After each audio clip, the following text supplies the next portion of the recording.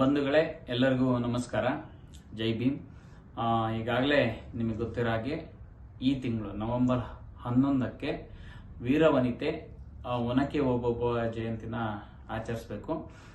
ಈ ಹಿನ್ನೆಲೆಯೊಳಗೆ ನಮ್ಮ ಜಿಲ್ಲಾಡಳಿತ ಕಲಾಭವನದಲ್ಲಿ ಒನಕೆ ಓಬವ್ವ ಜಯಂತಿಯನ್ನ ಆಚರಿಸೋದಕ್ಕೆ ಅಂತ ಹೇಳಿ ಮಾಡಿದ್ರು. ಆದರೆ ದುರಂತ ಏನಂದ್ರೆ ಸುಮಾರು ನೂರಾರು ಸಂಖ್ಯೆಯಲ್ಲಿ ಸೇರ್ಬೇಕಾದಂತ ಜಾಗದಲ್ಲಿ ಕೇವಲ 3 ಜನ ಮೇಲೆ 3 ಜನ ಕೆಳಗೆ ಇಬ್ರು ಇಟ್ಕೊಂಡು ಜಯಂತಿಯನ್ನು ಮಾಡಕ್ ಹೋಗಿದ್ರು. ಆದ್ರೆ ನಾವು ದಲಿತ ಸಂಘಟನೆಗಳು ಮತ್ತೆ ನಮ್ಮ ನಾಯಕರು ಎಲ್ಲರೂ ಕೂಡ ಹೋದಾಗ ಅಲ್ಲಿ ಬಹಳ ತುಂಬಾ ಬೇಜಾರಾಗಂತ ಪರಿಸ್ಥಿತಿಯಲ್ಲಿತ್ತು. ಹಾಗಾಗಿ ಅದನ್ನು ನಾವು ಅಲ್ಲೇ ಖಂಡನೆ ಮಾಡಿ ಆ ಜಯಂತಿನ ನಾವು ರದ್ದು ಮಾಡಿದೀವಿ.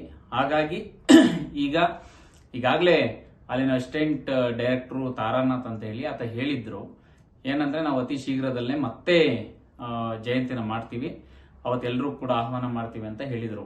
ದುರಂತ ಅಂದ್ರೆ ಇವತ್ತವರೆಗೂ ಕೂಡ ಅದ್ರ ಬಗ್ಗೆ ಒಂದು ಮಾತೇ ಇಲ್ಲ.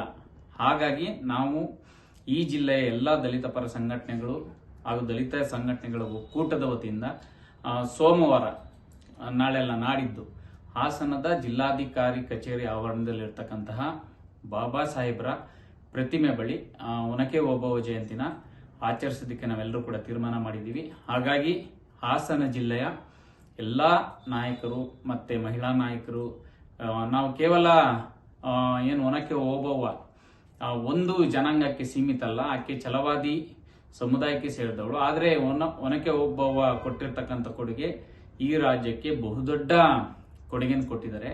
ಅಂತಹ ವೀರ ವನಿತೆ ಓಬವ್ವನ ಬಗ್ಗೆ ನಾವೆಲ್ಲರೂ ಕೂಡ ಎಲ್ಲಾ ಸಮುದಾಯಗಳು ಕೂಡ ಈಗಾಗಲೇ ನಾವು ಪುಸ್ತಕದಲ್ಲೂ ಕೂಡ ಓದಿದೀವಿ. ಹಾಗೆ ಆಕೆಯ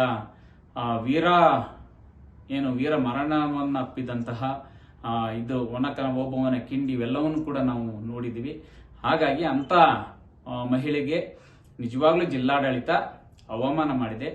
ಅದನ್ನ ನಾವು ಖಂಡಿಸಿ ಒನಕೆ ಓಬವ್ವರ ಜಯಂತಿನ ನಾವು ಮಾಡ್ತಾ ಇದ್ದೀವಿ. ಹಾಗಾಗಿ ಜಿಲ್ಲೆಯ ಎಲ್ಲಾ ಜನಪರ ಸಂಘಟನೆಗಳು ಕೂಡ ಈ ಕಾರ್ಯಕ್ರಮಕ್ಕೆ ಬೆಳಗ್ಗೆ ಕರೆಕ್ಟಾಗಿ 9:00 ಅದಾದ ನಂತರ ಅಲ್ಲೇ ಜಯಂತಿ ಆಚರಣೆ ಮಾಡಿ ಸಿಹಿ ತಿನ್ಕೊಂಡು ಅವರಿಗೆ ನಿಜವಾದ ಗೌರವವನ್ನು ತೋರಿಸಬೇಕಾಗಿದೆ. ಹಾಗಾಗಿ ಎಲ್ಲರೂ ಕೂಡ ಬರಬೇಕು ಅಂತ ಹೇಳಿ ಜನಪರ ಸಂಘಟನೆಗಳ ಪರವಾಗಿ ನಾನು RP ಸತೀಶ್ ಹಾಗೆ ಅಂಬುಗ ಮಲ್ಲೇಶು ರಮೇಶ್ ಅವರು ಹೀಗೆ ತುಂಬಾ ಎಲ್ಲ ದಲಿತ ಮುಖಂಡರೆಲ್ಲ ಇದರಲ್ಲಿ ಇನ್ವಾಲ್ವ್ ಆಗಿದ್ದೀವಿ. ಹಾಗಾಗಿ ಎಲ್ಲರೂ ಬರ್ಬೇಕಂತ ನಾನು ಈ ಮೂಲಕ ತಮ್ಮಲ್ಲಿ ಕಳಕಳಿಯಿಂದ ಮನವಿ ಮಾಡ್ಕೋತೀನಿ.